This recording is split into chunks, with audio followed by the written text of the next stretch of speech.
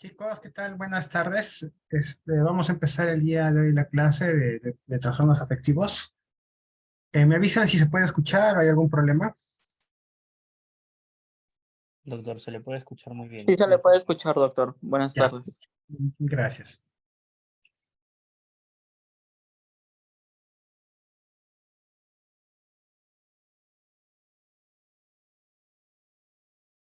Ya, para la clase los voy a mutear a todos, ya, y luego ya voy a prender el micro para que puedan hacer las preguntas, ¿ya?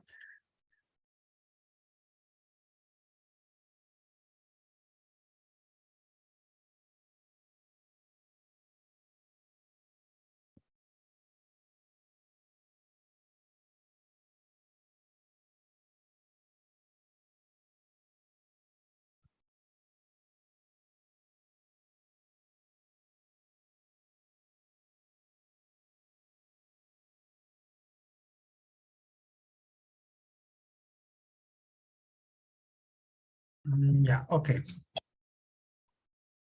A ver, buenas tardes, chicos. Hoy ya empezamos la clase de trastornos del estado del ánimo, ¿no? Trastornos afectivos. Estos son los temas que vamos a tocar hoy. Vamos a hablar de algunas generalidades. Vamos a ver el tema de depresión, el trastorno bipolar, los trastornos afectivos. Bueno, y es lo que corresponde a esta clase, ¿ya? Solamente para empezar, bueno, se denomina trastorno del estado de ánimo un conjunto de trastornos, ¿no? Que se caracterizan obviamente por afectar la forma de cómo una persona interactúa con su media. Eso se denomina estado de ánimo. Los más conocidos, obviamente, es el trastorno depresivo, ¿no? La depresión mayor, ¿no? Que son sinónimos. Eh, También se encuentra el trastorno bipolar, que puede ser el tipo 1, el tipo 2, la ciclotimia, la distimia, el trastorno depresivo recurrente, el trastorno disfórico premenstrual, el trastorno afectivo estacional, que lo vamos a ver en las siguientes diapositivas. A modo de resumen, nada más quiero que vean este cuadro, ¿ya? Esta es una forma de cómo nosotros podemos eh, elaborar una guía para poder ¿no? establecer lo que son los diferentes tipos de diagnóstico que vamos a ir viendo en lo que viene a ser trastornos afectivos. Es más didáctico y nos va a ayudar mucho para que ustedes puedan comprender qué es lo que se está viendo en estos casos. Cuando se coloca una curva hacia abajo, en una línea, vamos a denominarlo como un episodio depresivo, ¿no? ¿No? En la persona se siente pues deprimida, se siente triste, con ganas de daño. Y si vemos una curva hacia arriba, va a ser un episodio maníaco, ¿no? La persona está muy elevada, está muy expansiva, está muy alegre, con mucha energía. Y en cambio, un episodio hipomaníaco vamos a representarlo con una curva media nada más. Un episodio mixto cuando están tanto la curva hacia arriba del episodio maníaco como la curva hacia abajo del episodio depresivo. Bueno, y la ciclotimia, que la vamos a ver luego. Lo que es la distimia como síntomas depresivos, largo tiempo, ¿no? Y la depresión doble cuando en una situación de distimia se presenta un episodio depresivo. Esto lo vamos a ver en la clase. Solamente quiero que en esta diapositiva se den cuenta de cómo vamos a representar lo que son el episodio depresivo y el episodio maníaco. Ya, para que quede bien claro para ustedes. Bueno, empezamos con depresión. Primero, epidemiología.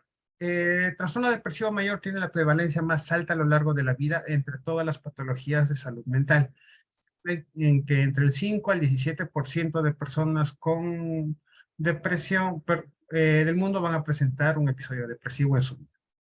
En sí es difícil estimar las incidencias y las prevalencias porque muchas veces las formas más leves pasan desapercibidas, ¿no? Muchas veces no buscan tratamiento y por ese motivo es que se piensa que la cifra puede ser mucho más alta. Incluso algunos estiman que debe ser un 30% a nivel mundial. El trastorno depresivo es más frecuente en mujeres, es el doble en mujeres que en varones, ¿no? Y eso también es porque muchas veces las mujeres asisten con mayor facilidad a atención médica o psicológica, en cambio los varones tienen más dificultad para ello, ¿no? Ese es un factor.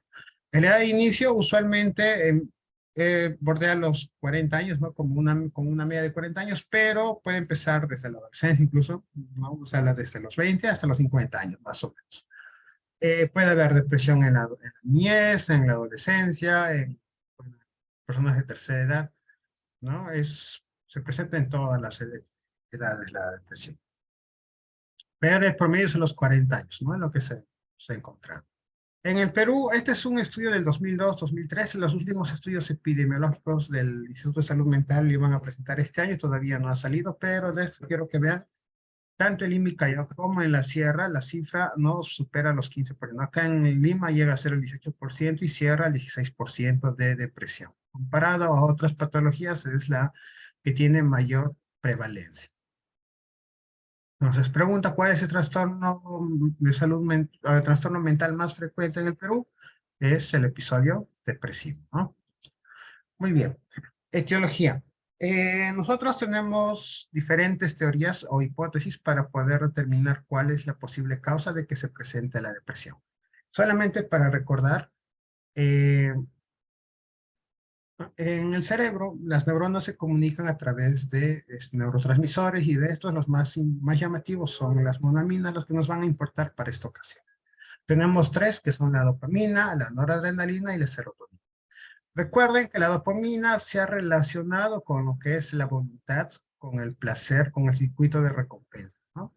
La noradrenalina está relacionado con lo que es la energía, con lo que es la atención, se está relacionado, ¿no? Con la respuesta también de ansiedad y de miedo o de agresividad frente a un estímulo. Y la serotonina está relacionado a lo que es la regulación y la estabilidad. Disculpa un momento.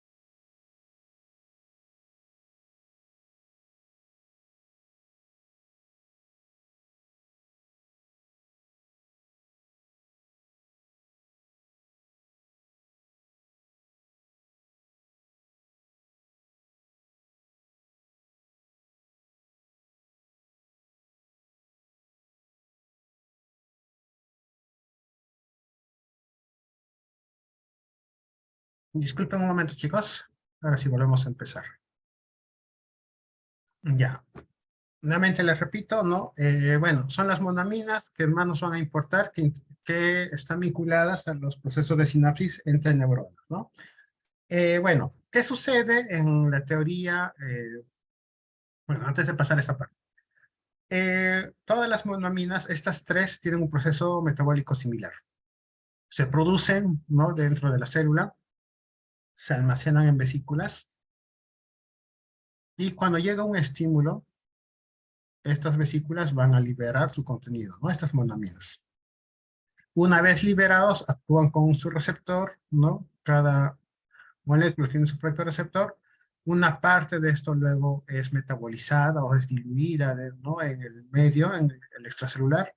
Y una parte es recaptada. Esta es lo que se denomina una bomba de recaptación. Entonces va a haber bombas de recaptación de noradrenalina, bombas de recaptación de serotonina, va a haber bombas de recaptación de dopamina. ¿Ya? Comparten un metabolismo similar. Ok, muy bien. Bueno, esa es más o menos cómo se metabolizan las monaminas, y esto es importante saberlo porque de esta manera vamos a poder comprender cómo funcionan los antidepresivos. Bueno, ¿y qué dice la teoría? La hipótesis monoaminérgica, ¿no? Menciona de que en un cuadro de la depresión se presenta porque estas sustancias como la noradrenalina, la dopamina y la serotonina se encuentran disminuidas. Hay deficiencia de estas sustancias, ¿no? ¿Y por qué se sospecha eso? Se ha encontrado pues que la reducción de estas sustancias usualmente lleva a depresión. Y al contrario, dar a una persona sustancias como que aumenten la dopamina, la noradrenalina, la serotonina, pareciera que aumentan la energía, la vitalidad de una persona, ¿no? Ejemplo claro, esto es la cocaína, ¿no? Que la cocaína aumenta la noradrenalina y la dopamina y la persona se siente eufórica, feliz, ¿no? Con mucha energía. Y algunos antidepresivos, ¿no? Aumentan la serotonina, que también tienen más o menos un efecto algo parecido, ¿no? Bueno, esa es la hipótesis monoamiérgica. Hay algunas pruebas que se han postulado, por ejemplo, la disminución de este metabolito, ¿no? El MHGP, que es un metabolito de noradrenalina en orina. Se ha encontrado disminución ácido homovalínico en pacientes con inhibición motora, ¿no? Que es un metabolito de dopamina. En las personas que han intentado suicidarse, se ha encontrado que hay disminución del ácido 5-indolacético, ¿no? Que es un metabolito de la serotonina. Líquido cefalorraquídeo. También se ha encontrado disminución de 5-HT plaquetario en personas con depresión, y las dietas sin triptófano usualmente también están relacionados a recaídas de depresión. Ahora, esta hipótesis es la que primero se postula, pero ha tenido muchas controversias. O sea, a pesar de que hay una cierta evidencia, esta no es consistente y ha sido muy difícil de replicar, ¿no? Y ese es un detalle muy fuerte. Por ese motivo, muchas veces han pensado más que la deficiencia de estas sustancias, lo que se ha encontrado son alteraciones en el receptor. O sea, el problema no es que falten estas sustancias, sino el problema es que los receptores que se tienen no están haciendo una función adecuada, ¿no? Y eso se denomina la hipótesis del receptor monoaminérgico, ¿no? Que también se postula de que, bueno, en situaciones donde hay disminución de las monoaminas va a aumentar más receptores, pero estos receptores van a ser anómalos. Eh, bueno, se ha postulado también que algunas de estas sustancias van a tener un efecto claro en la conducta, ¿no? Por ejemplo, se ha visto, como mencioné anteriormente, de que, por ejemplo, la dopamina está muy relacionada al placer. Entonces, si es que falta dopamina, ¿qué va a pasar? La persona va a sentir, pues no va a sentir placer, ¿no? Va a disminuir la libido, va a haber disminución del apetito, va a haber más agresividad, síntomas depresivos, problemas para atención, para la memoria, y abulia, que es la falta de voluntad. Si faltara la noradrenalina, lo que se sabe es que hay, pues, hay dificultad para la atención, hay disminución del interés, apatía, sentimientos de angustia, depresión y déficit cognitivo, ¿no? Y la deficiencia de serotonina puede estar relacionado a mayor tensión, irritabilidad, angustia, depresión, déficit cognitivo, hiporexia, disminución de libido y agresividad. Ahora, a pesar de tener postular esto y tener cierta evidencia, como dije, la evidencia no está tan clara. El año pasado ha salido un artículo, ¿no? Una revisión sistemática Umbrella, que es una revisión sistemática de revisiones sistemáticas y revisión sistemática de metaanálisis de un montón, ¿no? Encontraron más de 843 estudios, ¿no? De los cuales, ¿cuál ha sido su conclusión más importante? Que no hay una evidencia significativa de que se pueda sostener de que la depresión sea causada por una disminución de serotonina en el cerebro. O sea, no hay una evidencia clara de que la ausencia de serotonina de verdad lleve a depresión. O mejor dicho, no hay evidencia de que las personas que tengan depresión de verdad tengan baja la serotonina, ¿no? Entonces, al parecer, ese postulado ya tiene menos peso. Igual a este artículo le han traído bastantes críticas, todavía está en estudio, ahí están buscando replicar. Pero dije, como mencioné, este es una revisión sistemática de revisiones sistemáticas. Es uno de los trabajos más gordos, más fuertes, ¿no? Que se ha encontrado al respecto. Bueno, otra opción para poder entender por qué nos deprimimos es el tema de lo que es el estrés, ¿no? Como factor de riesgo para la depresión. Ahora, vemos acá un gatito que está estresado, ¿no? Seguramente ha visto un perro, ¿no? Y este perro pues le está ladrando y el gato quiere responder. Esa es una respuesta de estrés. ¿Qué es el estrés? Es una respuesta biológica no específica que generamos todos los seres, bueno, los organismos frente a las demandas y presiones del medio ambiente. Y bueno, va a haber algunos factores estresantes que son mucho más leves y otros que tienden a ser mucho más fuertes. Por ejemplo, los más leves pueden ser, por ejemplo, de que un día pues no tengas que comer, ¿no? Mejor dicho, no es que te falte dinero, ¿no? Un día, por ejemplo, no quieres comer una hamburguesa, pero el dinero te limita y solamente puedes comer, no sé, un ayinome, algo ligero, ¿no? Otro estrés puede ser, por ejemplo, por más que hayas estudiado, haber, por ejemplo, jalado un test, ¿no? Un test, un pretest, un curso, ¿no? Y no haber respondido bien. Es un estrés que uno puede comprender y puede superar y seguir adelante. Son estresores leves, ¿no? Lo interesante es que el estresor leve nos lleva al aprendizaje. Y por eso menciona, el estrés es necesario para el crecimiento.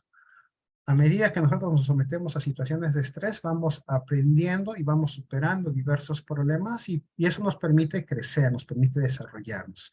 Y se ha visto que las personas que tienen un estrés leve a medio, ¿no? Mejora su rendimiento, su inteligencia, sus capacidades van mejorando.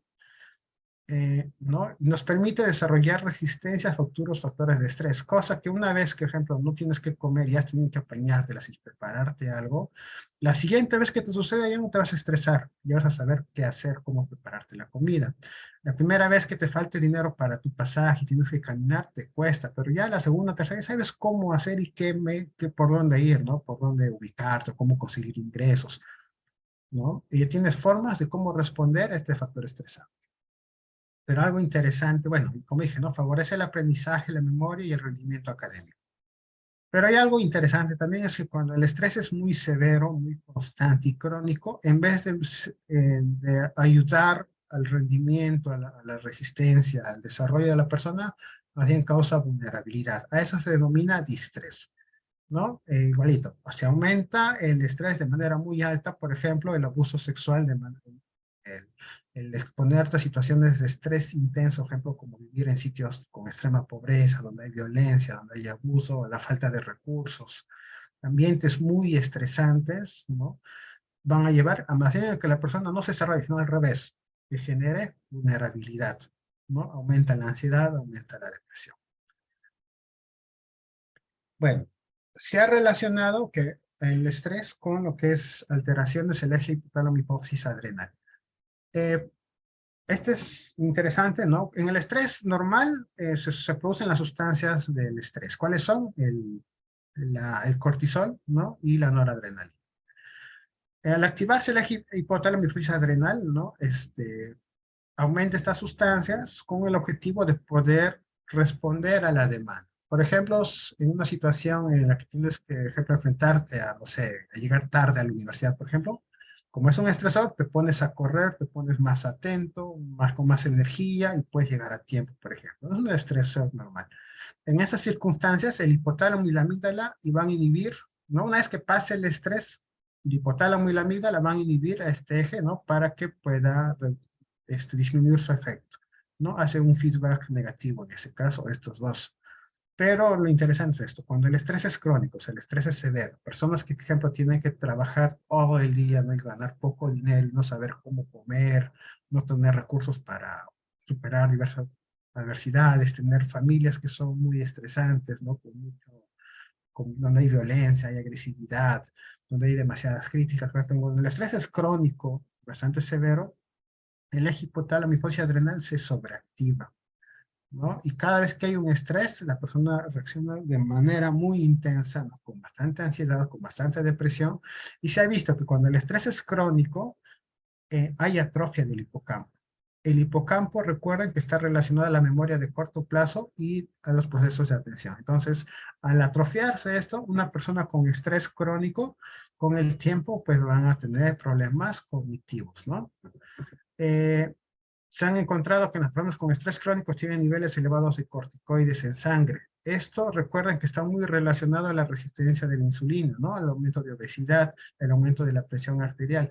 Entonces, muchos de los problemas de salud sí tienen cierta relación con el tema del estrés. Pues es parte también del tratamiento en salud de otros problemas, manejar el estrés. Y como dije, aquí ya no hay feedback negativo, ¿no? El amígdala y el hipocampo ya no pueden regular a este eje y estos están sobreactivados. Entonces, esto es importante conocer. La resiliencia. La resiliencia es la capacidad de todo individuo a volver a la normalidad después de enfrentarse a un evento estresante, ¿no? Un gato, por ejemplo, que tiene que ladrar, que se enfrenta a un perro y el perro le muerde su patita y el gatito pues sufre por el dolor, pero al final supera y sobrevive. A los minutos nada más tú ves a tu gato reposando, durmiendo, jugando nuevamente, ¿no? Tu gatito es resiliente, se recupera fácilmente de los problemas, ¿no? Que atraviesa. A eso se denomina resiliencia.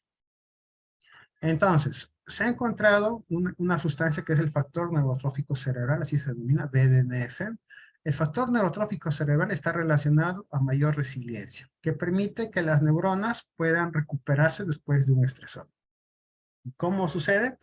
Ingresa una monamina que puede ser cualquiera, noradrenalina, serotonina, dopamina, ¿no? Activa un segundo mensajero y al final van a producir lo que se denomina, ¿no? A nivel de núcleo, lo que es el BDNF. El BDNF tiene la ventaja de que aumenta la sinaptogénesis, o sea, aumenta las sinapsis cerebrales, produce la neuroplasticidad, o sea, que cuando un cerebro aprende, ¿no? Y genera nuevas sinapsis, estas se permanezcan y no se pierdan, permite la sobrevivencia de la célula e incluso se ha visto que puede promover la neurogénesis. Antes se pensaba que las neuronas no podían reproducirse, pero ahora se sabe que sí se pueden recuperarse algunas neuronas, especialmente en hipocampo. Entonces, el BDNF va a llevar a una mayor viabilidad de las neuronas cerebrales, ¿no? Ahora, en situaciones de depresión, de ansiedad, donde obviamente por diversos mecanismos de aumento del cortisol, donde bajan las monaminas, va a haber disminución del BDNF, ¿no? Y esto lleva pues a que la persona tenga depresión con el tiempo y esté relacionado a la atrofia en hipocampo. Entonces, ahora se postula, ¿no? Que un factor importante para la depresión va a ser la disminución del factor neurotrófico cerebral, ¿no? Alteraciones al menos en su... ¿no? Entonces, para tener más o menos claro, en estresores leves aumenta la noradrenalina, aumenta la dopamina, aumenta la serotonina, lleva al aumento del BDNF y esto nos promueve el aprendizaje, promueve la atención, promueve la memoria y nos lleva ¿a qué? A resiliencia. El estrés leve nos permite ser más resilientes. En cambio, el estrés severo, cuando hay aumento excesivo de cortisol, hay pobre respuesta de monaminos y esto lleva a que haya disminución del BDNF, ¿no? Las neuronas no se pueden recuperarse, no podemos tener procesos cognitivos adecuados, nos afecta la atención, la concentración, la memoria, con el tiempo nos puede llevar a depresión y ansiedad. Entonces, eso es lo que se postula actualmente respecto al estrés como factor de riesgo de depresión. Hay estudios genéticos para el trastorno depresivo, sí, tenemos la concordancia en gemelos monocigóticos, o sea, si tú tuvieras depresión y tuvieras un gemelo monocigótico, ¿no? Él tiene un 65% de posibilidades de también hacer depresión. En disigóticos es 14%, entre padres, ¿no? Si un padre tiene depresión, por ejemplo, tú tienes un riesgo de 22%, y si tienes a tu hermano con depresión, tú tienes un riesgo de 19% de hacer depresión. No hay un factor genético que se ha encontrado relacionado a la depresión. Hay muchos genes, muchos cromosomas asociados. Todavía está en estudio, ¿no? Este es interesante. Uno de los más estudiados es el gen que codifica el transportador de serotonina, 5-HTT. Y se ha encontrado que tiene dos variedades. La variedad corta, SS, y la variedad larga, ¿no? Lo interesante es que las personas con variedad corta que han sufrido que sufren estrés, ¿no? A lo largo de su vida, los que son cortos responden peor, tienen mayor síntomas de depresión, ¿no? Mayor probabilidades de episodios depresivos, mayor probabilidad de ideación o intento de suicidio, ¿no? Y, ¿no? Igualito los familiares van a reportar mayor carga, ¿no? De depresión en los que tienen la variante SS. Los de la variante larga, ¿no? Tienen más bien una mejor respuesta, ¿no? Este es algo interesante, ¿no? Un factor genético relacionado a la depresión. Respuesta endocrina en la depresión, aparte de lo que se ha postulado, también es importante tener en cuenta que otras hormonas van a influir en lo que es el desarrollo de la depresión.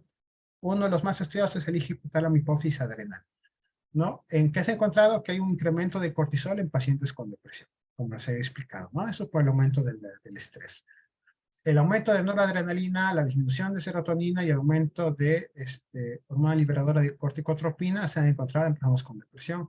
Y lo interesante es hacer un test de supresión de dexametasona. Si tú le das dexametasona a una persona sana, se inhibe la respuesta del eje hipotálamo hipófisis adrenal, ¿no? Durante las 24 horas. O sea, si tú le pones dexametasona a alguien, disminuye el cortisol, disminuye el CRH, ¿no? El ACTH también disminuye. Pero en personas con depresión, la actividad del eje sí persiste alto, a pesar que le pongan dexametasona. Entonces, eso se denomina el test de supresión de dexametasona. También se han encontrado alteraciones en el eje tiroideo. 5 a 10% de personas con depresión presentan disfunción tiroidea.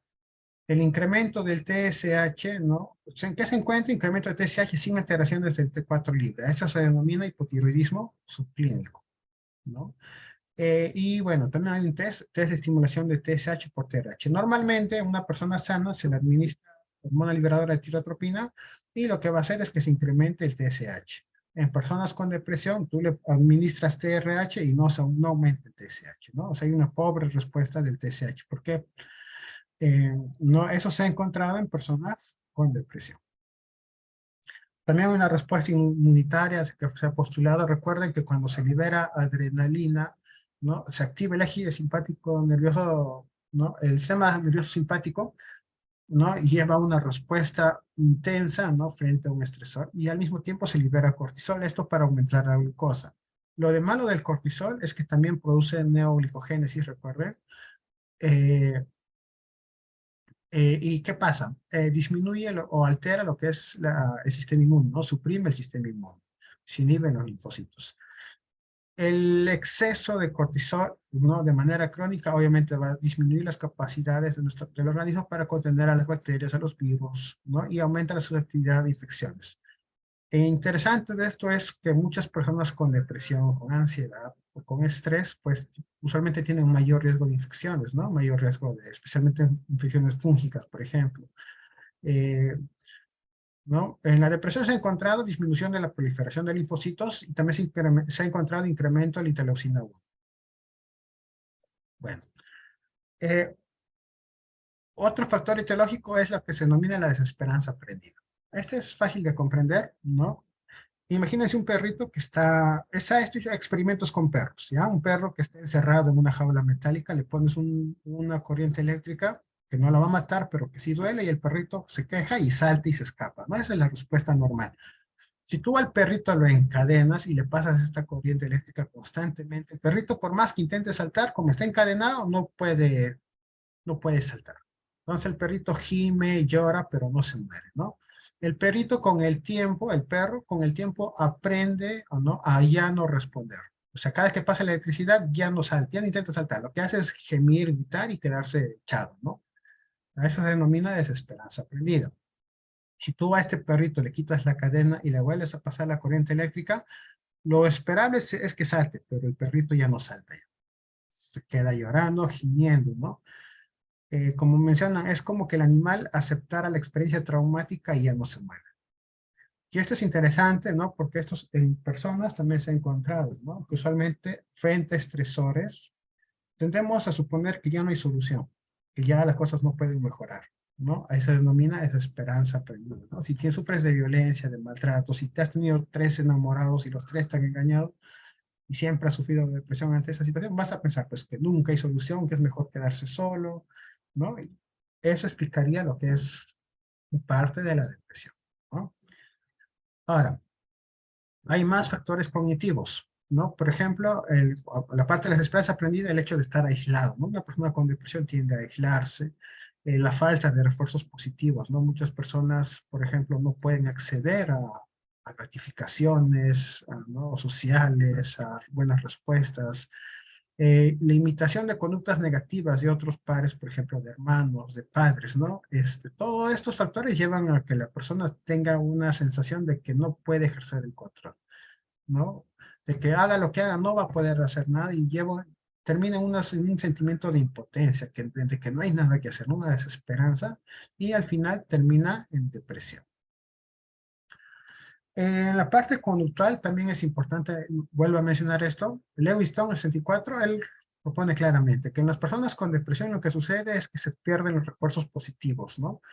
¿Qué son los refuerzos positivos? Por ejemplo, cuando tú logras una meta, sacas estudias para un curso, por ejemplo, y en tu curso te sacas un 16, el sacarte 16 es un refuerzo positivo, porque eso te estimula a volver a seguir estudiando. Pero si tú te esfuerzas demasiado, por ejemplo, y a pesar del esfuerzo tú te sigues jalando, tienes 0,5, 0,4, te sigues jalando y jalando, no hay esos refuerzos y tú ya dejas de intentar esforzar.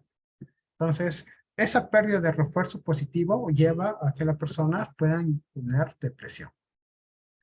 Aparte, también un exceso de refuerzos negativos. ¿Cuáles son los refuerzos negativos? Cuando una persona tiene, por ejemplo, ansiedad y por la ansiedad se esconde en su cuarto y como se esconde en su cuarto ya pues ya el mundo, su mamá ya no le fastidia, los amigos ya no le invitan a salir, pero ya tampoco recibe críticas. El evitar las situaciones de ansiedad, el sentirte tranquilo al evitar es un refuerzo negativo, ¿no? Porque nos quitan un malestar. La evitación es una conducta que nos lleva a tener refuerzos negativos. Entonces, un exceso de estos refuerzos van a llevar a que la persona se deprima. Como dije, Seligman, ¿no? Pone también como teoría la indefensión aprendida. Y aparte hay otro, que es el refuerzo de conductas depresivas que se ve. Muchas personas con depresión, por ejemplo, ¿no? Dejan de tener responsabilidades y a veces eso les conviene, ¿no? Una chica o un chico que ya deja de la universidad, deja de estudiar y está en depresión, la mamá al verla así va a decir, pues pobrecito mi hijo, mi hija, ¿no? No le digo nada, entonces ya no le fastidia, le deja todo el día con el celular, no le manda a hacer tareas, no le exige nada. Esa es una ganancia secundaria, ¿no? Se refuerza esas conductas depresivas. Un ejemplo claro de esto, ¿no? Es, ¿no? Por ejemplo, en Sara, acude a un evento social y en este evento social va a presentar ansiedad. ¿Qué es lo que hace ella? Se permanece sentada o se escapa, ¿no? Del evento. Permanecer sentada disminuye el estrés de interacción social. Esto es un refuerzo negativo. O abandona el evento. Esto reduce la ansiedad, que también es un refuerzo negativo, ¿no? Otro ejemplo, Terry tiene ansiedad por pagar impuestos y él, interesante, dice, voy a hacer mis impuestos y se pone a organizar, revisa el papeleo, pero se estresa, ¿no? Se la pasa mirando, revisando, pensando, pero nunca rellena los formatos que le corresponden. Aparentemente está haciendo algo, pero no hace nada. Eso también es un refuerzo negativo, ¿no? Porque hacer algo da la impresión de que te baja la ansiedad, pero al final solamente te estresa más. Y eso pasa, por ejemplo, con los procrastinadores, ¿no? Entonces, es un ejemplo también de refuerzo negativo. Otro ejemplo es Patricio. Recibe crítica de su supervisor, experimenta depresión, ¿no? Porque su jefe le grita. Llega a su casa, se queja con su mujer de lo abrumado que se siente y su mujer, ¿qué hace? Le da apoyo empático y ya no le da responsabilidades. Ella se encarga, ¿no?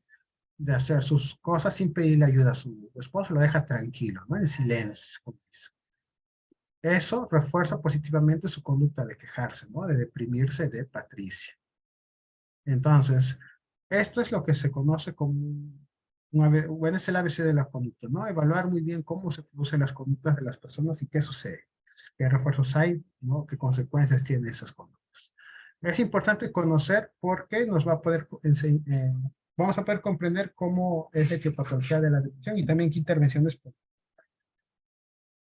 Recuerde, la depresión es una respuesta normal y esperable en determinado contexto vital. O sea, si a ti te despiden del trabajo, si a ti te deja la pareja, si a ti tus padres te abandonan o tienes que dejar la universidad, como ha pasado, no pierdes la casa, un huaico, pierdes un familiar, ¿no? Y situaciones de violencia, pierdes con el COVID, ¿no? Hemos estado aislados por mucho tiempo, nos ha causado demasiado estrés, hemos perdido oportunidades. En esas situaciones es normal estar tristes, es normal no poder dormir, es normal estar sin energía, sin ganas, pensar y sentir cosas negativas, es entendible en esas situaciones. O sea, es esperable. Eso que den en cuenta, no es una enfermedad, sino es una respuesta esperable en esos determinados contextos. La depresión se origina como consecuencia de uno o varios sucesos, como mencioné. Y lo interesante es que una persona con depresión lo que hacen es aislarse, apartarnos de los reforzadores capitales. Entonces, cuando tú estás deprimido con una baja de estado de ánimo, digamos, te deja tu pareja, con tu pareja compartes los amigos, y ya al saber que tus amigos te hacen recordar a tu pareja, lo que haces es aislarte, evitar esos amigos que compartes con tu pareja, evitar la universidad, evitar las clases, ¿no? Hacer cosas para evitar cosas que te causen mayor ansiedad. Pero así como te evita la ansiedad, también te evita reforzadores importantes, ¿no? Como socializar con los amigos, recibir recompensa, apoyo, atención de parte de ellos. Entonces, cuando una persona deja de recibir atención, con el tiempo se deprime más. ¿no? Por eso menciona acá claramente. La evitación alivia a corto plazo, pero mantiene la depresión a la larga.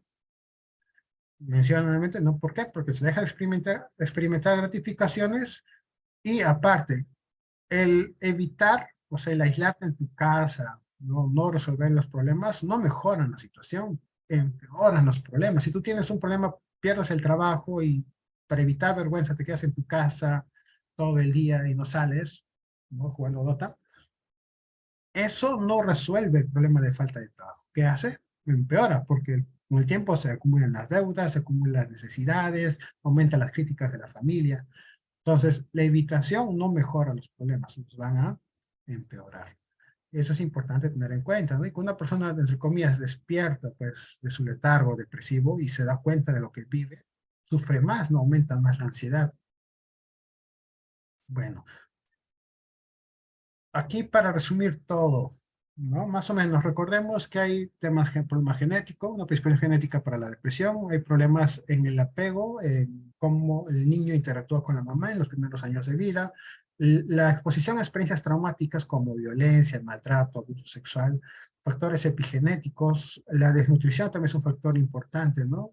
En el desarrollo de un niño, enfermedades que aumentan la vulnerabilidad como tener epilepsia, tener autismo, tener asma o otros problemas que van a incapacitar a los niños en su desarrollo.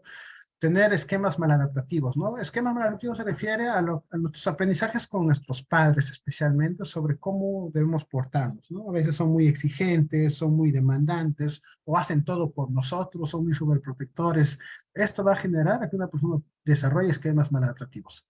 La falta de oportunidades también, ¿no? No poder tener acceso a educación, a salud, a seguridad, niños que tienen que trabajar todo el día en la calle, no tienen que comer o comen una vez al día, niños que no pueden tener pues juguetes o niños que no pueden tener abrigo, ¿no? Y esa falta de oportunidades también va a influir en el desarrollo de la depresión. Y la falta de refuerzos, ¿no? El no obtener refuerzos o gratificaciones por parte pues de su contexto. Todos estos factores se suman y aumentan lo que es la vulnerabilidad. Una persona vulnerable, tú le llevas un evento estresante cotidiano, como dije en este caso, que te despidan del trabajo, por ejemplo, lleva a que la persona tenga alteraciones conductuales, que es evitación, tener anedonia, empezar a aislarse, y con el tiempo empiezan, cuando ya se cronifica, empieza a aparecer alteraciones biológicas, ¿no? Problemas en la memoria, en la atención, y produce depresión. Esto es lo que sucede, ¿no? Sumando todos los factores que hemos visto. Y esto no solamente es en la parte interna, recordemos que esto está dentro de un contexto socioeconómico, ¿no? De una persona. Entonces, la intervención va mucho más allá de solamente dar medicación, como se da cuenta, tiene que ser mucho más amplia, ¿no? Por eso los esfuerzos en prevención deben ser más allá de solamente dar medicación o hacer terapia. Necesitamos resolver más factores para mejorar la situación de las personas. Bueno, vamos, para depresión hay dos criterios, el DSM-5 y el CIE-10. El CIE-11 todavía no lo utilizamos en el Perú, por eso no lo he mencionado. Solamente para mencionar, voy a mencionar claramente porque es el que más usamos, el DSM-5. Dos síntomas mayores, por así decirlo, que tienen que estar sí o sí, el ánimo depresivo o la irritabilidad. La irritabilidad es más frecuente en niños y adolescentes, ¿no? El niño se pone rebelde, ¿no? No quiere estar a su casa, responde a los padres, no obedece, ¿no? Es irritabilidad. Usualmente el ánimo depresivo dura todo el día y dura casi todos los días, así lo menciono. La presencia de anedonia o disminución del placer o disminución de la capacidad de disfrutar, ¿no? La persona deja de disfrutar de las actividades que normalmente hace. Usualmente incluso dejan de sentir apetito, esa de la comida ya no les interesa, o incluso el sexo, ¿no? Disminuye el libido. A ese nivel puede llegar la anedonia. Luego tenemos la pérdida o aumento de peso. Muchas veces las personas tienden a perder peso o al revés, aumentan de peso porque empiezan a comer más por ansiedad. Puede haber disminución o incremento del sueño, ¿no? Que puede ser insomnio o hipersomnio. Puede haber también disminución o incremento de la actividad psicomotriz. Lo más común es el enlentecimiento, ¿no? Las personas con depresión se mueven, hablan y piensan mucho más lento, ¿no? Y también es frecuente la presencia de fatiga y de alergia. De hecho, muchos pacientes tienen más sensación de falta de energía. Energía es falta de energía. ¿no? Y es su queja principal, más que el ánimo depresivo o la anedonia, ¿no? Viene, doctor, no siento energía, me duele mi cabeza, no duermo, ¿no? Y tú piensas, pues, que puede ser un hipotiroidismo, puedes pensar que es una anemia, pero al final evalúas bien y termina siendo una depresión, ¿no? Y bueno, también se han encontrado alteraciones en la atención, en la concentración y la memoria. Y recuerden, por ejemplo, tú estás feliz estudiando y te recuerdas que tu crush tiene pareja, ¿no? Y te duele el corazón y eso te dificulta, pues, poder estudiar, poder meditar, poder tomar decisiones, ¿no? Aparte, también otro criterio van a ser los sentimientos de culpa, ¿no? Por las cosas que hiciste, por los que no hiciste, sentimientos de inutilidad, ¿no? De que no eres capaz de resolver las cosas, no eres inútil frente a los problemas. Y en algunos casos también pueden presentarse ideación suicida desde las formas más leves, que son ideas pasivas de muerte, que es mejor me muero, mejor no estar aquí, quisiera descansar, alejarme de todos, la muerte es una mejor opción, si estuviese muerto las cosas se resolverían, hasta ideación suicida clara, ¿no? En el que uno ya piensa pues en cortarse, en lanzarse. Y las formas más severas pueden tener intentos, ¿no? En que las personas ya así intentan hacerse daño a sí mismos. Para el diagnóstico de depresión tiene que cumplirse 5 de estos 9 criterios, una duración mínima de 2 semanas y tiene que haber aparte disfunción personal, familiar, laboral y social. ¿Qué quiere decir eso? Que no personal, no se baña, deja de asearse, no asiste a sus revisiones médicas, deja de cuidarse, ¿no? Disfunción familiar, deja de atender a sus hijos, a su pareja, entorpece las relaciones con sus padres, ¿no? Disfunción laboral, abandona el trabajo, deja los estudios, abandona los quehaceres, ¿no? O disfunción social, ¿no? Se aísla, deja de participar en actividades sociales con amistades, con comunidad. Entonces, aparte de los síntomas, tiene que haber disfunción. Entonces, esos van a ser los criterios de la depresión. Eh, Diagnósticos diferenciales hay un montón, ¿no? Y los más comunes son obviamente el hipotiroidismo. Bueno, el hipotiroidismo también, pero más frecuente es el hipotiroidismo. La hipoglicemia puede simular, obviamente, síntomas de depresión, pero usualmente la hipoglicemia pues presenta otros síntomas, ¿no? Como angustia, ¿no? Baja de la temperatura y eso. La acidosis metabólica también puede ser un factor, un diagnóstico diferencial. Las cardiopatías, muchas veces la disminución de energía, la bulia, la apatía son parte pues, de los problemas cardíacos y hay que descartarlos, ¿no? ACVs, ¿no? Los agentes cerebrovasculares también como factor de riesgo, ¿no? Algunos tumores también pueden estar relacionados a depresión. Algunos tóxicos, especialmente las benzodiazepinas y el alcohol. Muchos pacientes toman solamente benzodiazepinas y su depresión empeora, ¿no? Los antipsicóticos también pueden llevar a depresión. Intoxicaciones por metales pesados como, por ejemplo, plomo, ¿no? El déficit de vitamina B12, este es importantísimo. Esto sí hay que evaluar bien a nuestros pacientes, ¿no? Y siempre hay que descartar déficit de vitamina B12. Otras enfermedades como Cushing, porfiria aguda intermitente, síndrome carcinoide, enfermedad de Wilson, brucelosis, enfermedad de Melisandre, y hay un montón más que también pueden causar síntomas depresivos. El tratamiento. ¿Cuáles son? Vamos a dar inhibidores selectivos de captación de serotonina. Son de primera elección, ¿no? Los SIRS. Tenemos estos 6, paroxetina, fluoxetina, sertralina, citalopram y fluoxamina. Obviamente, ¿qué hacen? Como dice, van a bloquear lo que es el transportador de serotonina. Al bloquear el transportador de serotonina, aumenta la serotonina en el extracelular. Nuevamente, este transportador que hace, lo que hace es recoger la serotonina y devolverlo dentro de la célula. Recoge y lo devuelve. Entonces, tú al bloquear al transportador, lo que hace es que toda esta serotonina aumenta, ¿no? En el celular y está más disponible. Entonces, estas sustancias lo que hacen es aumentar la serotonina. Así es como posiblemente funciona. Bueno, tabla de resumen, la fluoxetina lo damos entre 20 y 80 miligramos, la sertralina de 50 a 200 miligramos, el citalopram entre 10 y 40 miligramos, ¿no? Citalopram también entre 20 y 40, proteína de 20 y 40 y fluoxamina que se usa de 100 miligramos. De estas sustancias, pregunta de examen, la paroxetina es el que hay que evitar en el embarazo. Todo el resto sí se puede usarse durante el embarazo, ¿ya? La paroxetina hay que evitar su uso en embarazo. En pacientes que tienen, por ejemplo, pacientes con cáncer, pacientes con tuberculosis, que tienen que tomar muchos medicamentos, podemos usar el escitalopram que tiene menor integración con otros medicamentos comparado a los otros, ¿no? Esto es de elección en casos de polifarmacia. Todos los IRS, todos ellos pueden causar malestar gastrointestinal en las primeras semanas. Usualmente el paciente se va a quejarse de náuseas, ¿no? De tensión abdominal, no se les hincha la barriguita, va a haber diarrea. En algunos casos aumenta el riesgo de hemorragia digestiva alta, especialmente en aquellos que están tomando AINES. Entonces, en ese caso sí hay que ver eso, ¿no? Y para evitar eso se puede usar inhibidores de la bomba de protones, ¿no? Como omeprazol.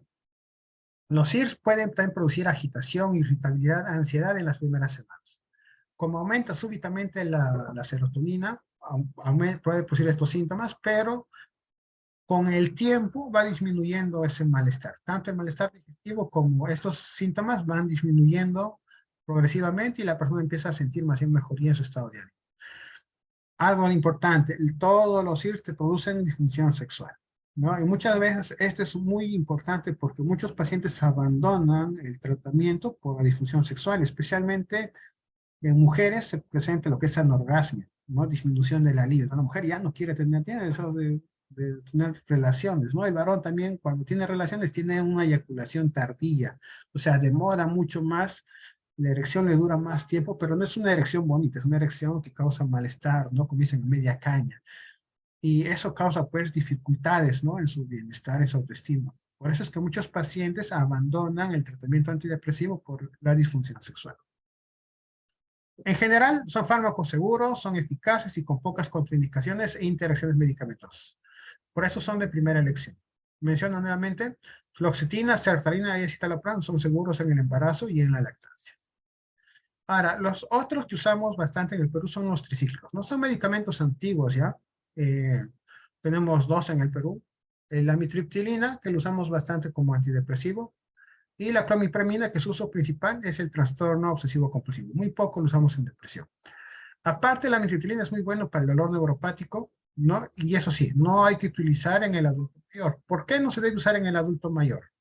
¿Por qué? Porque tiene muchos efectos adversos, tales como que hipotensión ortostática, ¿no? Porque se bloquea el receptor alfa-1, puede haber constipación, o sea, estreñimiento, va a haber sequedad bucal, va a haber aumento el riesgo, como te bloquea canales de sodio, aumenta el riesgo de arritmias y también aumenta las convulsiones. Entonces, una persona adulto mayor que toma un medicamento así, pues le va pésimo, ¿no? Encima se puede caer, se fractura la cadera, hay estreñimiento, encima puede haber riesgo de delirio, o sea, un adulto mayor no va a responder bien a los tricíclicos.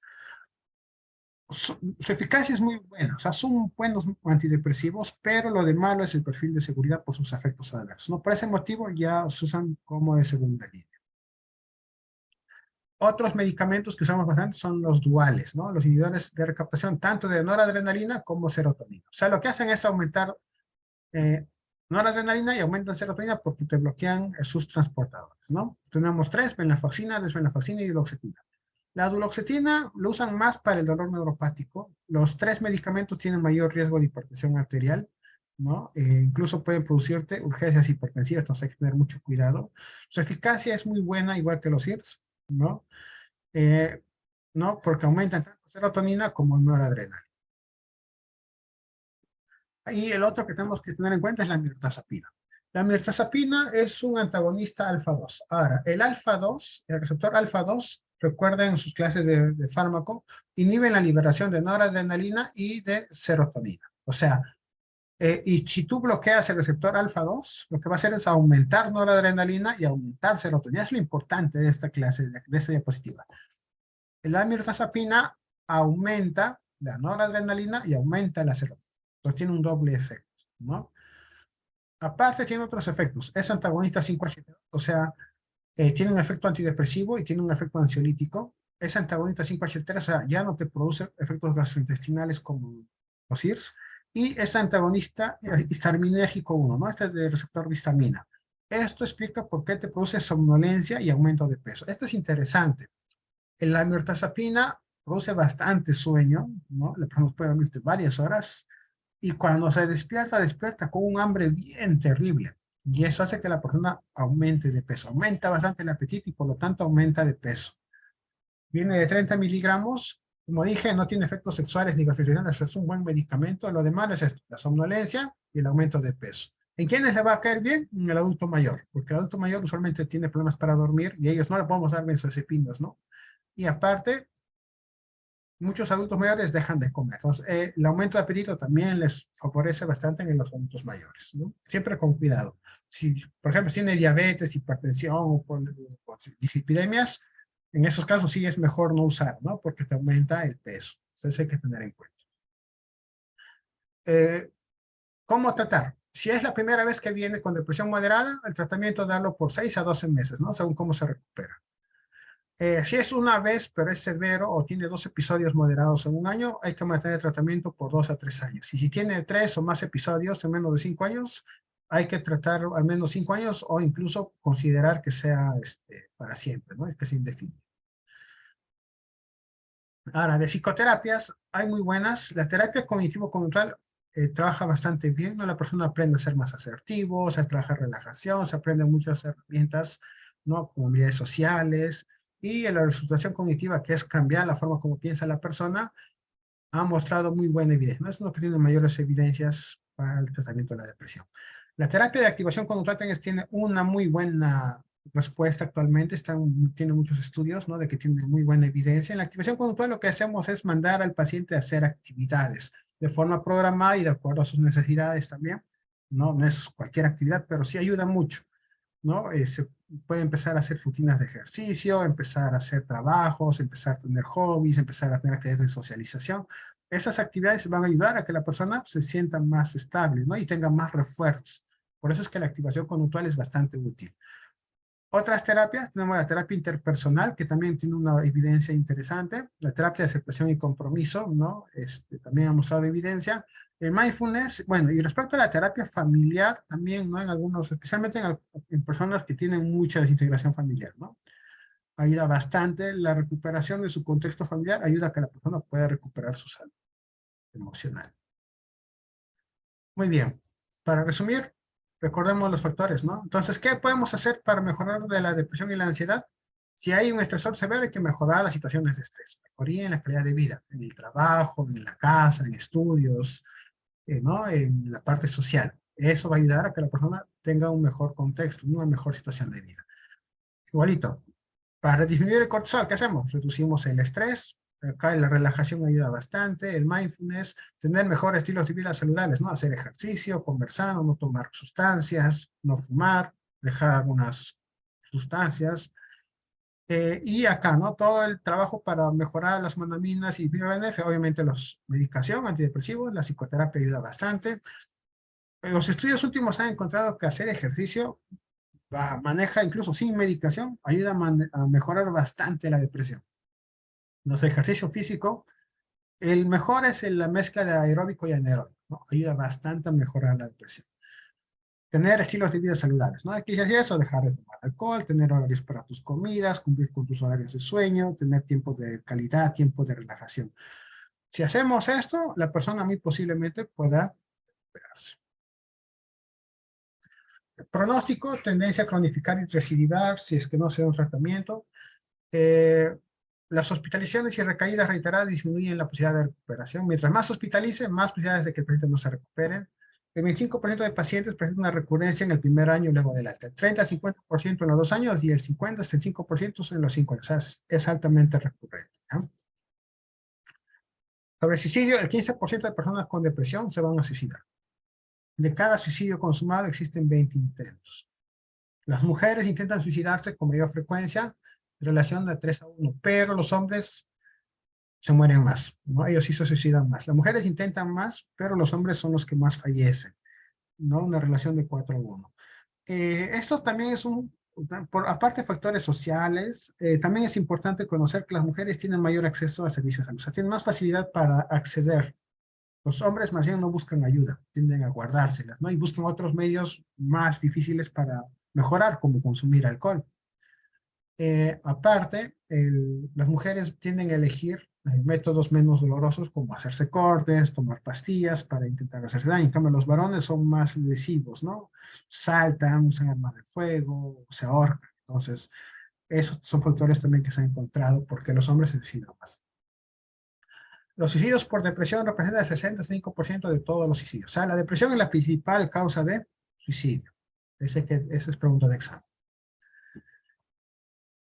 En una persona que no recibe tratamiento, normalmente el 40% se recupera espontáneamente. Esto es interesante. Muchos pacientes, incluso en depresiones severas, se pueden recuperarse a medida que usualmente cambian situaciones en su contexto, ¿no? Recuperan el trabajo, recuperan a la pareja, todas estas cositas van mejorando.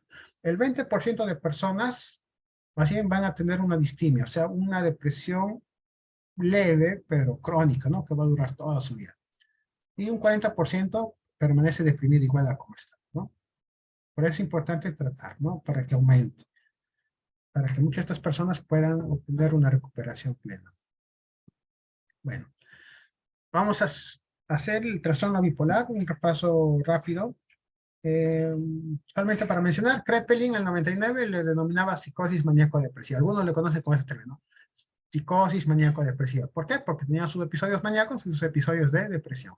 Carl Leonard, él pone el nombre de trastorno bipolar, ¿no? Hay dos tipos, bipolar 1 y bipolar 2, lo vamos a ver luego con más detalle, pero sí recuerdo, bipolar 1 es presencia de manía y de depresión, y bipolar 2 de hipomanía y de depresión. Es la diferencia. El bipolar 1, manía, bipolar 2, hipomanía. Como dije, es la forma en cómo vamos a esquematizar. La prevalencia, el bipolar 1 es del 0 al 2.4%, bipolar 2 del 0.3 al 4.8 y la PYME de 0.5 a 6.3, ¿no? A lo largo de la vida. Es difícil estimar las incidencias, como dije, porque muchas veces las formas leves pasan desapercibidas. El trastorno bipolar tipo 1 es igual entre mujeres y varones, pero los episodios depresivos son más frecuentes en mujeres y los episodios maníacos son más frecuentes en varones. Eso es algo interesante.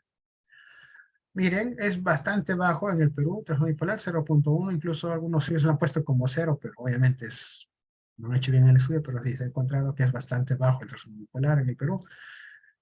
Etiología desconocida, se sabe que hay factores genéticos, pero no hay factores biológicos actualmente para el diagnóstico, no hay pruebas de laboratorio útiles para su diagnóstico. Heredabilidad, si un padre tiene trastorno bipolar, tienes un riesgo de 25 a 30% de ser trastorno bipolar. Y si tienes los dos padres con trastorno bipolar, aumenta, ¿no? A 50, 75. Y si tienes un hermano, es 20%. En gemelos monocigóticos la tasa de concordancia llega a ser incluso alta, 70 90%. O sea, si un gemelo tiene trastorno bipolar, tiene un 70-90% de posibilidades de que el otro gemelo también tenga trastorno bipolar, ¿no? En disigóticos, el mismo sexo va baja, ¿no? Hasta 16-35%. O sea, el factor genético es muy, muy alto en lo que es trastorno bipolar. Regiones cromosómicas más importantes que se han encontrado alteradas, 18, 21Q y 22Q, ¿no? Bueno. Se ha encontrado deficiencia neuronal y glial en corteza prefrontal, ¿no? En pacientes en post-mortem, además de hiperactividad en amígdala y estriatum. Lo de malo que esto se encuentra en varias patologías como esquizofrenia, TDAH, consumo de sustancias. Entonces, por eso es que no es tan relevante para separar las otras tres patologías, ¿no?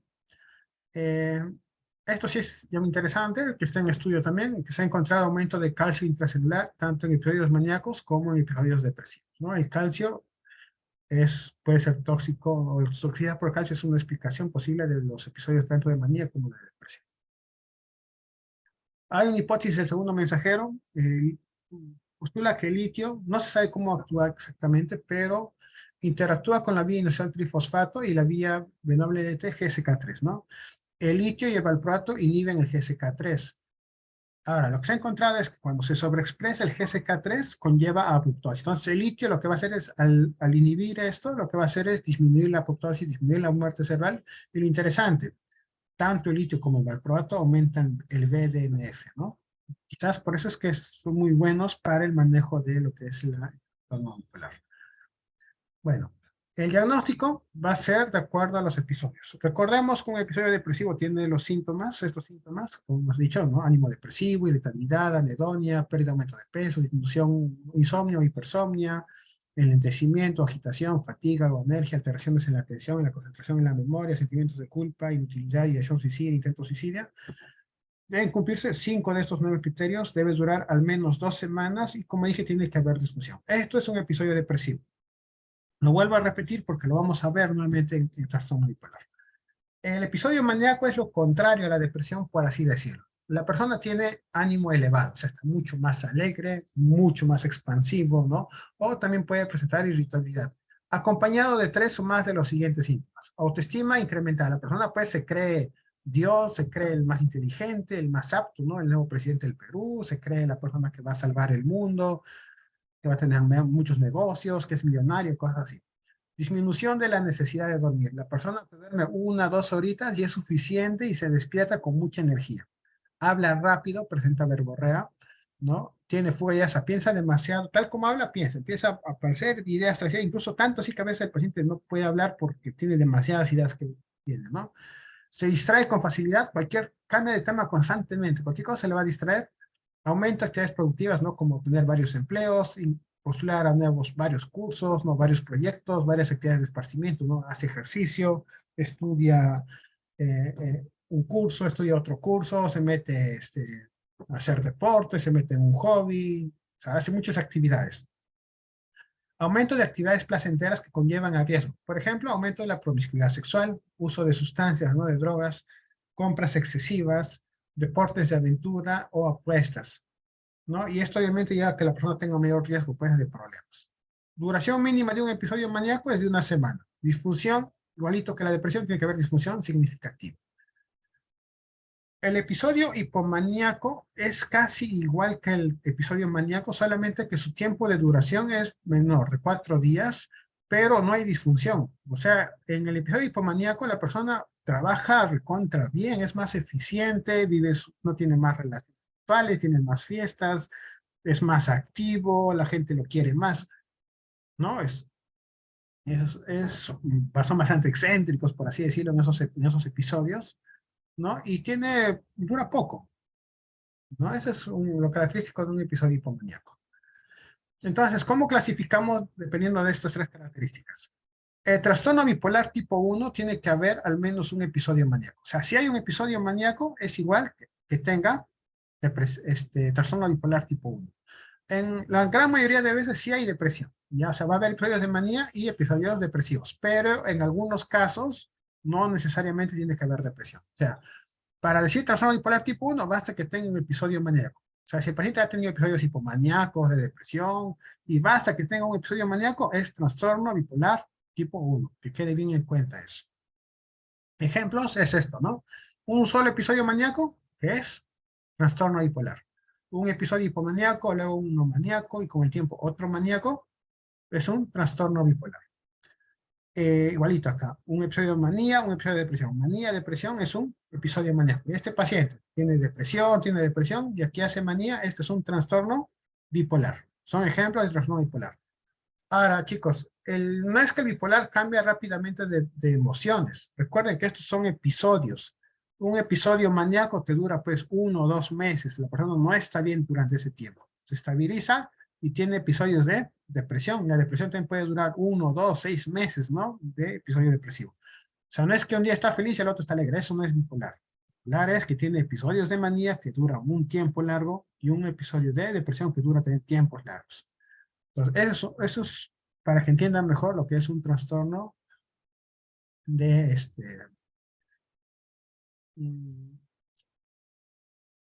trastorno bipolar.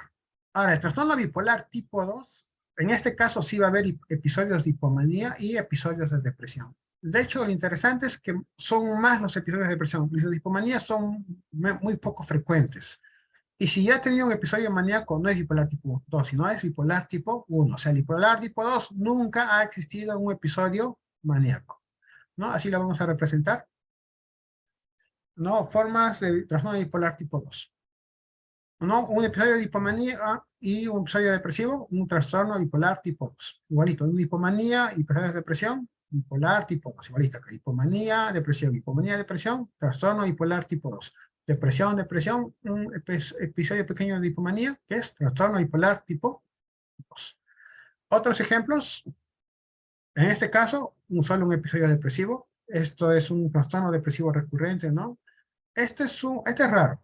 Solamente he visto una vez en mi vida, ¿no? Episodios de solamente hipomanía. Es muy raro encontrar estos casos, ¿no?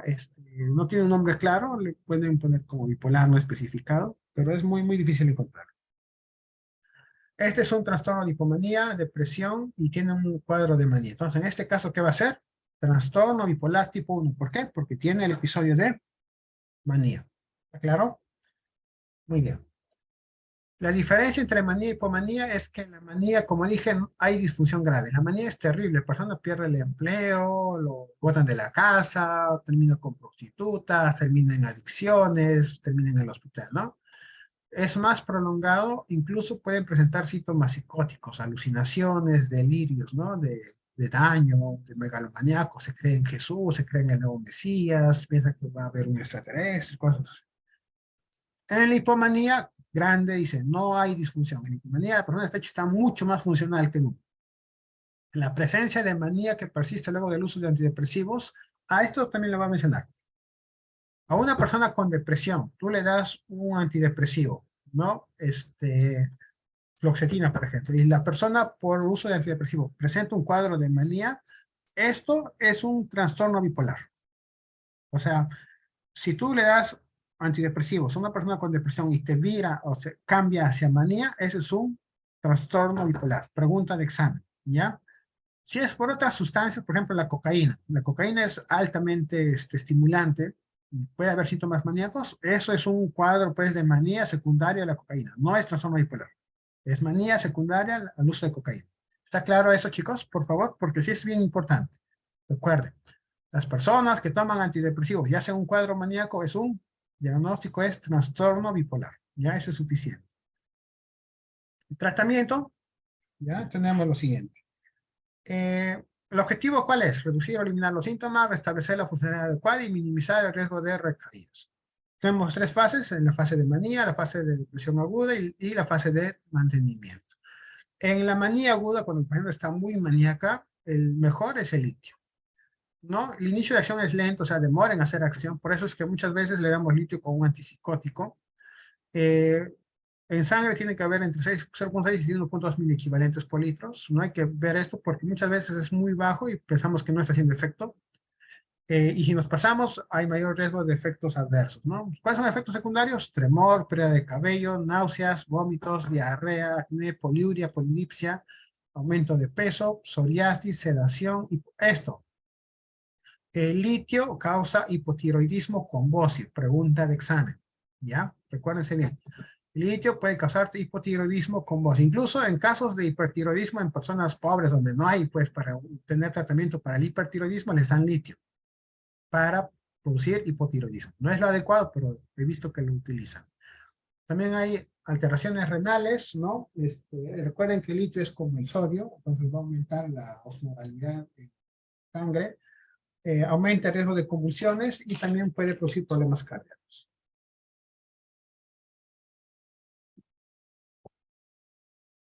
Ahora, el valproato de sodio es otro medicamento que se usa como estabilizador. El valproato de sodio tiene muy buena respuesta, no se puede usar entre 750 hasta 2500. Efectos secundarios, sedación, pérdida de cabello, náuseas, vómitos, aumento de peso. Y esto es importante. Hay que vigilar muy bien la respuesta hepática porque sí te puede producir hepatitis. Entonces hay que tener mucho cuidado con el valproato en este punto, ¿no? Evitar su uso en mujeres con síndrome de ovarios poliquísticos porque empeora el síndrome de ovarios poliquísticos. ¿Ya? Y la carbamazepina tiene menos evidencia, es de segunda línea. No hay efectos secundarios, sedación, ataxia, mareos, estreñimiento, granulocitosis, anemia plástica y cijas, ¿no? Este es el tratamiento de manía aguda. Como dije, se puede usarse en la manía también antipsicóticos atípicos como la olanzapina, la quetiapina y la risperidona, ¿no? Que han mostrado una buena respuesta, especialmente en pacientes que tienen síntomas psicóticos.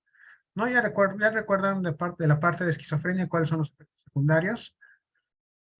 Todos los antipsicóticos atípicos han mostrado buena respuesta en el tratamiento de manía aguda, por lo que su uso se limita de acuerdo a sus efectos adversos, tolerabilidad y costos, ¿no? El haloperidol es útil en el manejo de agitación psicomotriz. Ahora, los típicos no se recomiendan usar, o sea, los antipsicóticos típicos no se deben usarse en la tratamiento de manía aguda, pero si es que el paciente se agita, puedes colocar haloperidol, ¿no? Para manejar la agitación psicomotriz. Eso no hay problema. Como dije, el manejo de la manía usualmente requiere hospitalización. Si la respuesta es inadecuada, considerar la combinación de antipsicóticos y de estabilizadores, ¿no? Litio con quetiapina. Puede ser valproato con olanzapina, por ejemplo, ¿no? Todos los pacientes deben usar además benzodiazepinas. O sea, el uso de benzodiazepinas en manía aguda sí está recomendado, ¿no? Como clonazepam o lorazepam. Ahora, ¿qué pasa si el paciente viene con depresión? En casos de depresión bipolar, el que tiene mayor evidencia es la combinación de olanzapina con fluoxetina, ¿no? Que se puede usar para el manejo de depresión bipolar. Otra opción son la quetiapina en esta dosis, 300 a 600. La dosis de 150 no sirve, tiene que ser 300 a 600 miligramos diarios. Tiene una muy buena eficiencia, no tanto para trastorno bipolar tipo 1 o 2, ¿no? En depresión en estos casos. Otra buena opción es la lamotrigina. Ahora, lo de malo de la lamotrigina es que te produce síndrome de Steven-Johnson, pregunta de examen, ¿no? Y si tú combinas la lamotrigina con valproato, esto empeora más todavía. Es útil para la depresión bipolar también como en profilaxis. Si una persona tiene muchos episodios de depresión, una persona bipolar tiene muchos episodios de depresión, la lamotrigina va a ayudar a que esté más estable. Se puede ser útiles el valproato, el litio y la olanzapina solas también, como fármacos de primera línea en depresión, ¿no? Los SIRS es controversial, o sea, sí se puede usar, pero si vamos a usar, hay que ver que primero sí haya beneficio de que va a funcionar y siempre en combinación con un estabilizador. O sea, puedes usar tu fluoxetina, tu sertralina, pero siempre con un estabilizador, con litio, con valproato, ¿no? O con quetiapina también. Evitar usar en casos de depresión bipolar la risperidona, ciprasidona, citricíclicos, ya que no han demostrado una buena eficacia. Si la persona tiene depresión recurrente a pesar de la medicación y no mejora, hay que considerar la terapia electroconvulsiva. Igualito con la manía. Si la manía no mejora a pesar de la medicación, hay que dar terapia electroconvulsiva. Y el mantenimiento, o sea, ¿qué es el mantenimiento? Una persona que ya se recupera de la manía o de la depresión, ¿qué le damos de manera frecuente para evitar nuevos episodios? Entonces, ¿qué se utiliza? Litio. Litio es el mejor medicamento, tiene mejor indicación, ¿no? Para el mantenimiento, para evitar que haya episodios de depresión y de manía. También se puede usar valproato, lanzapina, quetiapina, aripiprazol y risperidona, otros como la lamotrigina, que se usa cuando hay más depresión, o en carbamazepina, ¿no? Esto, la elección va a depender obviamente del perfil del paciente, ¿no? De cómo ves que evoluciona. Los fármacos se eligen de acuerdo a la respuesta en el tratamiento de las fases agudas. O sea, si tu paciente funciona bien, ¿no?, con lanzapina y se recupera, no le vas a cambiar pues a quetiapina, ¿no? Lo más conveniente es seguir usando la lanzapina. De preferencia, evitar el uso prolongado de antidepresivos. Es lo recomendable, ¿no? Si es que se utilizan antidepresivos, hay que usar el menos tiempo posible. Se recomienda un tratamiento de mantenimiento de al menos 2 años luego del primer episodio y de 5 años si no hay remisión completa o tiene factores de riesgo para la recaída. Pero lo más usual es que el paciente lo tenga que tomar toda su vida, ¿no? Es lo más común. Respecto al embarazo, si una mujer embarazada en el último trimestre presenta síntomas psicóticos, escucha voces, siente que le quieren hacer daño, se escapa desnuda en la calle, está con síntomas psicóticos, es trastorno bipolar. O sea, es lo más probable. Es muy raro que tenga otras causas. O sea, lo más probable es que sea un trastorno bipolar. Pregunta de examen. El riesgo de episodios de manía o depresión son altos en mujeres que dejan el tratamiento. Entonces, mujeres con trastorno bipolar que quieren empezar un embarazo tienen que ir a su médico y usualmente se baja la medicación poco a poco, pero de preferencia hay que hacer una consejería clara, ¿no?, sobre ese riesgo. Eso sí, a pesar que la persona esté sana, ¿no?, durante el embarazo, el parto sí va a incrementar el riesgo de episodios tanto de manía o de depresión, incluso a pesar que la persona está estable. Entonces, eso hay que tomar en cuenta. El trastorno bipolar por sí mismo no aumenta el riesgo de malformaciones, ¿no? Como dije, siempre consejería de orientación sobre el riesgo y beneficios del embarazo en mujeres en tratamiento con trastorno bipolar, evitar o reducir el uso de estabilizadores del ánimo. El litio, esto sí, por factores de riesgo en el producto, o sea, en el niño. El litio está relacionado con malformación de Epstein, aunque no hay los estudios no han mostrado, actuales no han mostrado una buena asociación de esto, ¿no? El valproato de sodio y la carbamazepina están relacionados a defectos del tubo neural.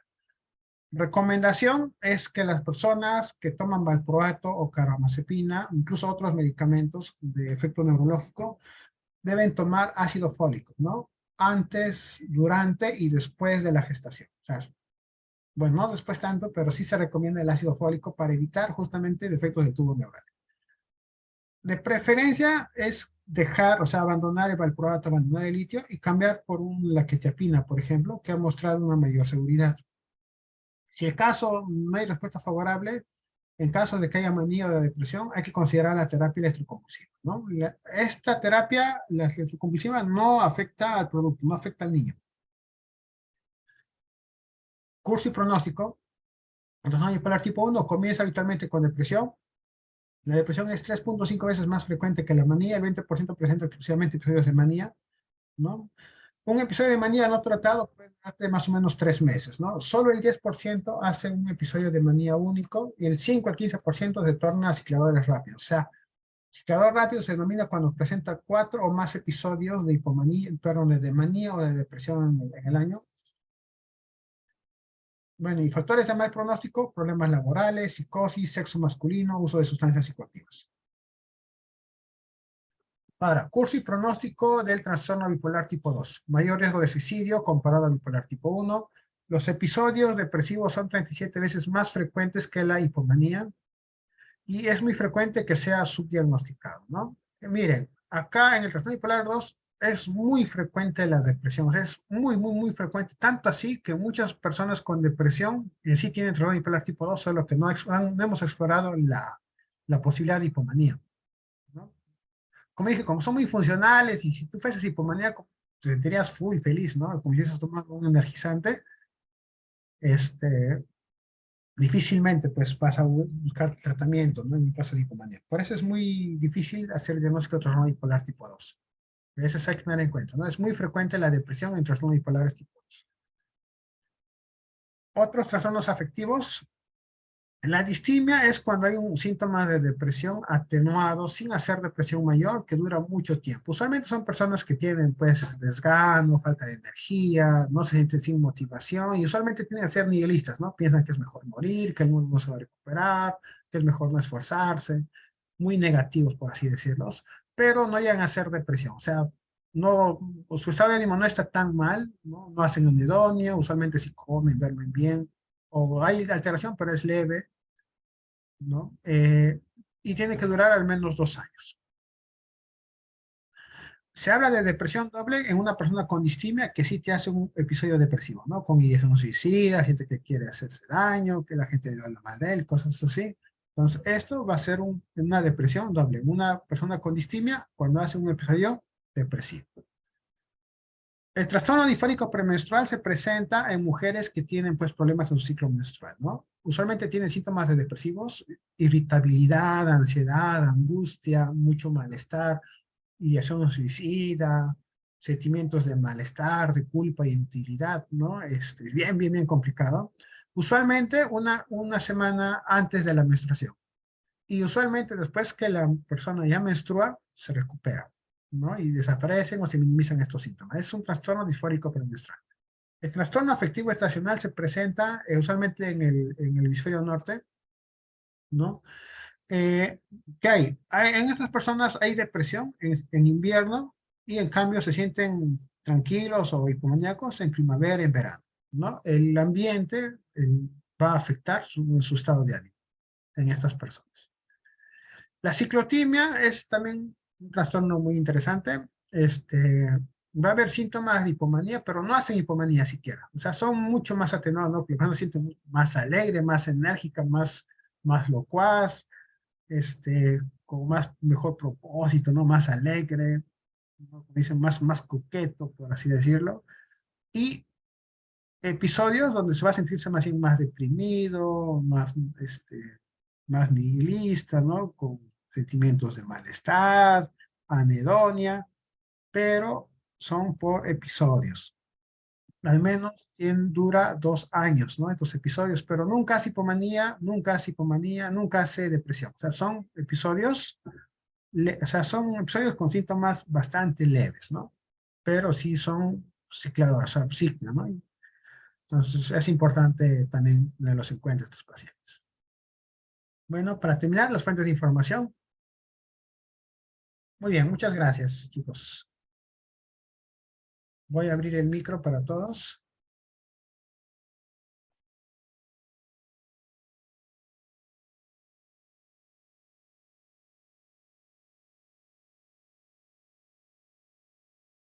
Ya, ahora sí, si tienen preguntas pueden levantar el micro. A ver, en el chat hay algunas preguntas. Ya, sí, la indefensión aprendida es el sinónimo de desesperanza aprendida. Ya, es lo mismo, es el mismo término. Solamente que en la traducción lo varían, pero es lo mismo, no hay problema. Ya.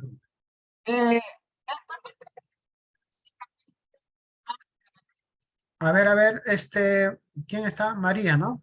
No te escucho.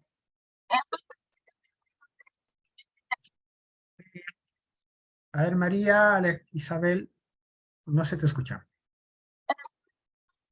A ver, escríbelo para leerlo mejor.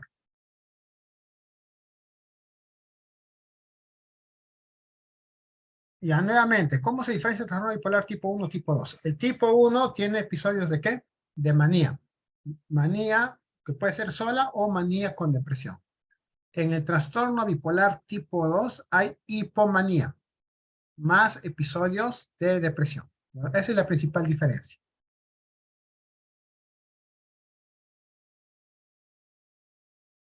¿Ya?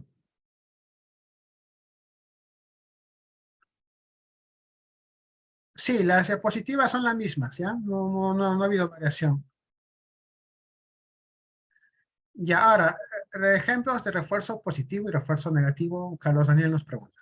A ver, un refuerzo positivo, chicos. Lo más común, por ejemplo, a un niñito que hace su tarea, tú le dices, pues, tú le refuerzas al niño que puede cumplir su tarea, regalándole una golosina o llevándole al cine, ¿no? O saliendo con sus amigos. Eso es un refuerzo positivo, ¿ya? ¿Qué más? Otro ejemplo de refuerzo positivo en nosotros, por ejemplo, es cuando tú juegas un Dota o estás jugando Fortnite y sacas primer puesto haciendo una nueva estrategia. Entonces, el ganar un premio es el refuerzo positivo natural y hace que tú repitas la misma conducta. Otro ejemplo, un día estás con tu crush, ¿no? Y tu crush, tú de la nada le dices, le tocas el hombro y le invitas a salir no sé, pues al parque. Y tu crush te dice, sí, hay que salir. Eso es un refuerzo positivo. Tu conducta de acercarte y preguntarle a salir hace que se refuerce, ¿no? Y que la persona acepte y pues es un refuerzo positivo. ¿Está claro el refuerzo positivo? Ahora, el refuerzo negativo, más bien, lo que sucede en el refuerzo negativo es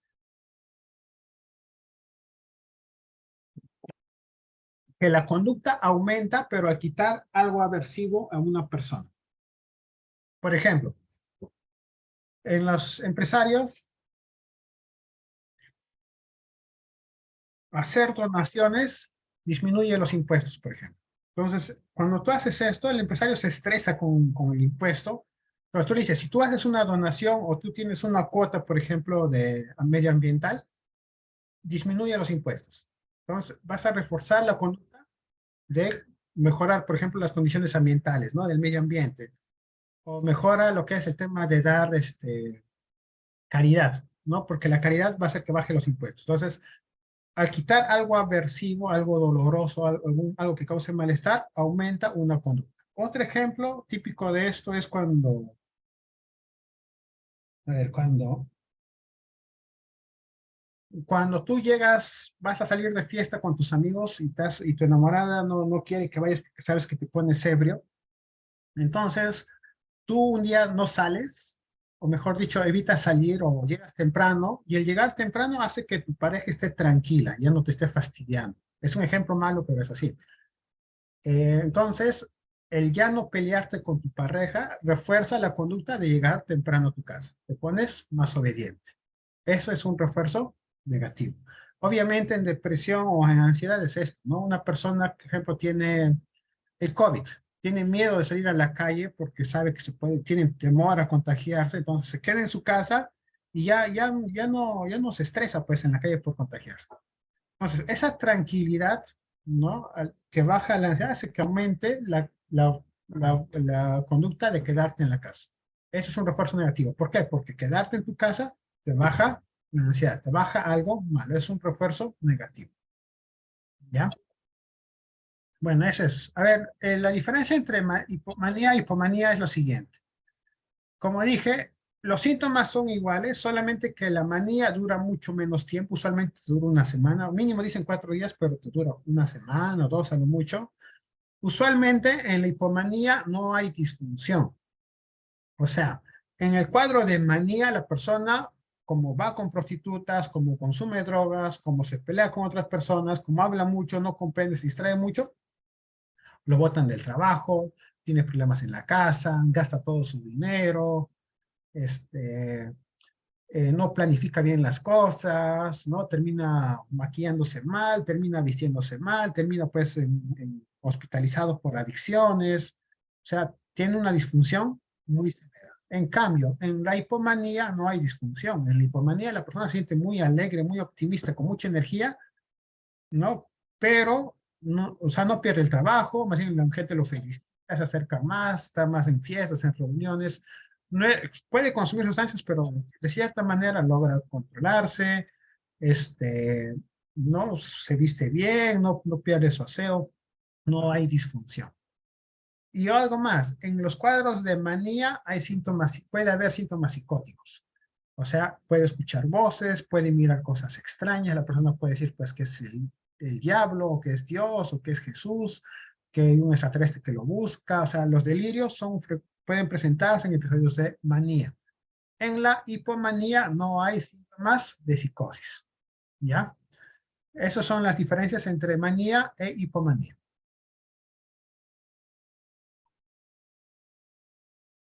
Muy bien, no sé si tienen más preguntas. Listo. Muy bien, chicos, ha sido una clase clara. Las diapositivas están ahí en el aula virtual, ¿no? Ahí lo pueden encontrar. Bueno, eso sería por ahora. Cuídense mucho. Nos vemos en el examen, ya saben. Hasta luego.